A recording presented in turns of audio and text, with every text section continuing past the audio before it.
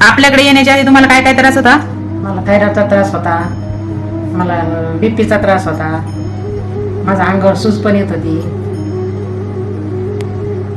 आणि छातीत जे कंटिन्यू तुम्हाला धडधड करत होतं ते? छाती धडधड करत होतं. हा. इथं आल्यापासून शांत झोप वगैरे लागते. जो पण लागते ना आता? हा. आता अजिबात ते छातीत धडधड होत नाही, अंगावरची सूज पूर्णपणे कमी झाली. झोप पण शांत येते, धडधड कमी झाली. हम्म.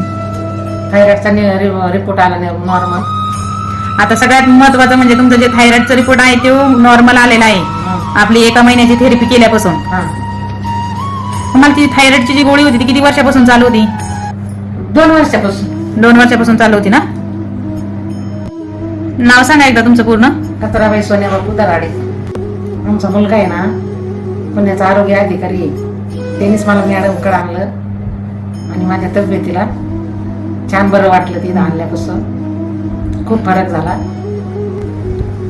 औंधा हॉस्पिटलमध्ये जे सर ड्युटीला आहेत ना तुमचे, पुणे. आता आपल्याकडे आल्यापासून तुम्हाला किती टक्के फरक वाटतोय? मला आता 60-70% फरक आहे. 70% फरक आहे आणि थायरॉइड साठी पूर्णपणे 100% फरक आहे.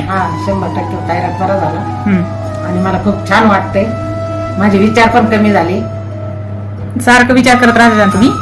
माझे विचार कमी झाले. माझ्या मुलाने खूप मला मदत केली. त्याने तिथपर्यंत आणलं, मी येत पण नव्हते.